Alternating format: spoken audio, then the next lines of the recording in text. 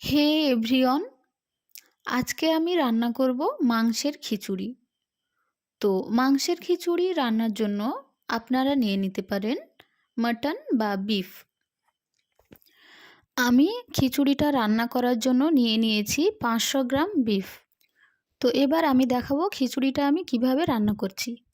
ওভেনটা অন করে দিয়ে আমি একটা ননস্টিকের প্যান বসিয়ে দিয়েছি। আমরা অপেক্ষা করব এটা গরম হওয়ার জন্য। এটা গরম হয়ে গেলে আমি 2 টিস্পুনের মতো অয়েল দিয়ে দেব। আমরা অয়েলটা গরম হওয়ার জন্য অপেক্ষা করব। এরপর আমরা দিয়ে দিয়েছি পেঁয়াজ কুচি। এটা রান্নার জন্য আমি দুটো মাঝারি সাইজের পেঁয়াজ নিয়ে নিয়েছিলাম। এগুলোকে আমি কিউব আকারে কেটে নিয়েছি।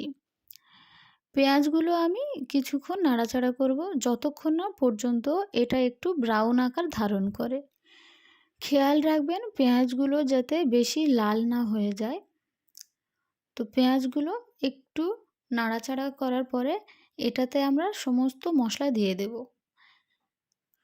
তো আরও একবার পেঁয়াজটাকে ভালোভাবে নেড়ে নিয়ে এটার উপরে আমরা সমস্ত মশলা দিয়ে দেব।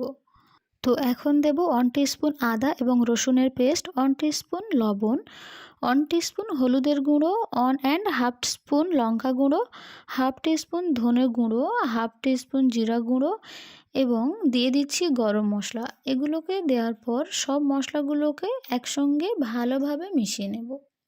এগুলো একটু ভালোভাবে নাড়াচাড়া করবেন, দেখবেন মশলাগুলো কড়াইতে লেগে যেন না যায়।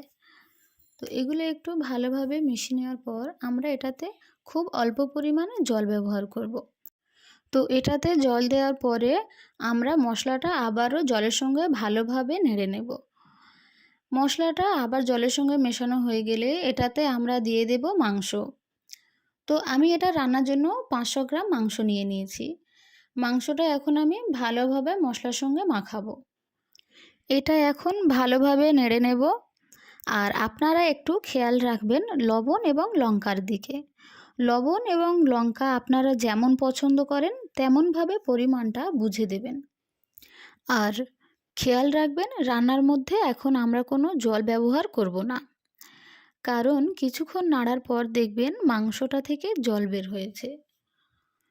তো দেখা যাচ্ছে এখানে মাংসটা থেকে অনেকটাই জল বের হয়েছে।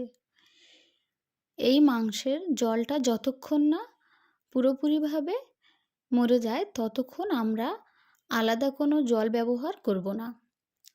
এখন আমি দিয়ে দিলাম একটা মাঝারি সাইজের টমেটো। টমেটোটা দেওয়ার পরে আমরা এটাকে ভালোভাবে নেড়ে নেব। এটাকে আমরা কিছুক্ষণ নাড়াচাড়া করতে থাকব। আর এখন এটাতে আমরা কোনো রকম জল ব্যবহার করব না। তো এটা ভালোভাবে সিদ্ধ হওয়ার জন্য আমরা এখন ঢাকা দিয়ে দেব। আমরা এটাকে 7 থেকে 8 মিনিট ঢাকা দিয়ে রাখব। আর অবশ্যই মিডিল ফ্লেমে রাখবেন। 8 মিনিট পরে আমরা ঢাকাটা খুলেছি। ঢাকাটা খুলে দেখছি এখনও অনেকটা জল আছে। তো এটা আমরা এখন ভালোভাবে একবার নেড়ে নেব। খেয়াল রাখবেন যাতে তরকারিটা নিচে লেগে না যায়। তো এটাতে আমরা এখন দিয়ে দেব আলু। এটা রান্নার জন্য আমি 3টে মাঝারি সাইজের আলু নিয়ে নিয়েছি। আলুগুলো আমি এভাবে কিউব আকারে কেটে নিয়েছি। তো আলুগুলো আমি এখন মাংসের সঙ্গে ভালোভাবে মেশাবো। এখন একটু ভালোভাবে নেড়ে নেব। আর এটাতে আমি এখনও পর্যন্ত কোনো জল ব্যবহার করিনি। তো এটাকে আমি আরও একবার ভালোভাবে নেড়ে নেব।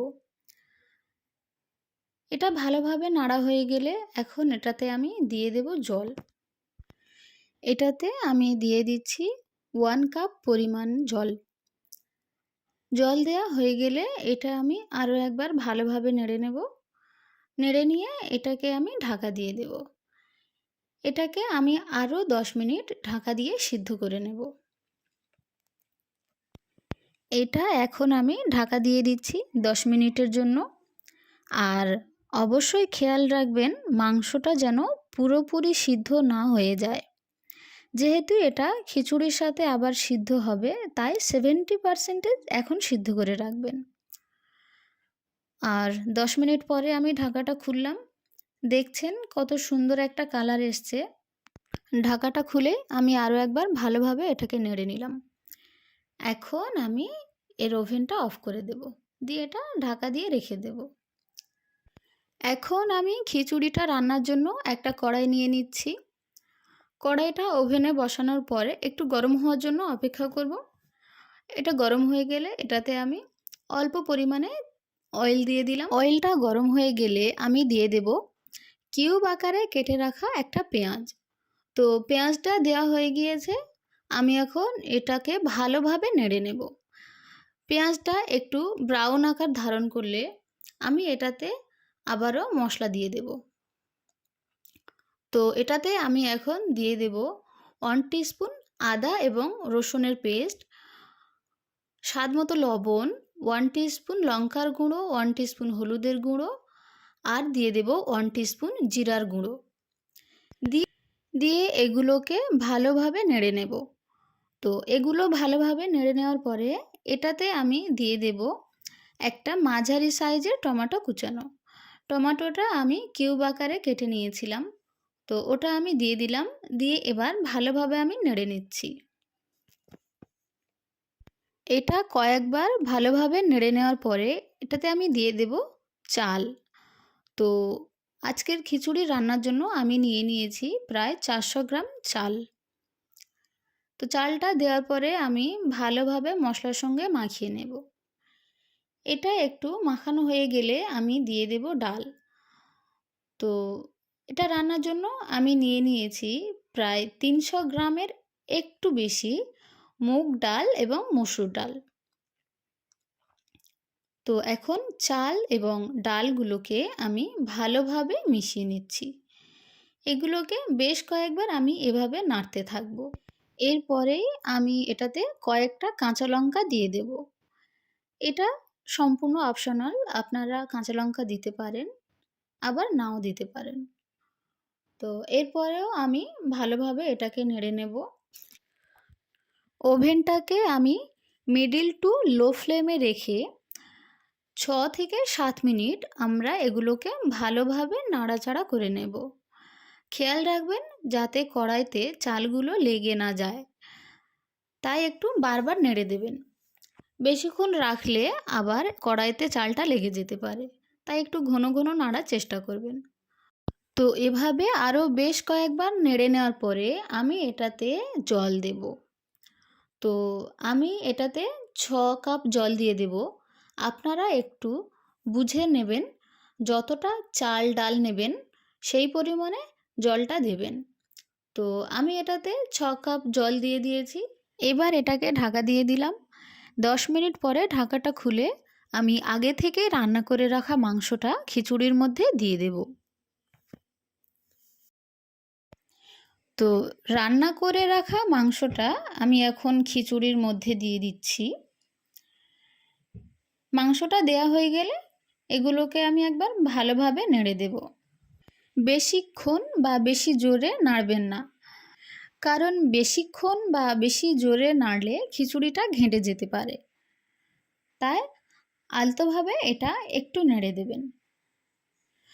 দেখাই পাচ্ছেন কত সুন্দরভাবে এটা ফুটে উঠেছে।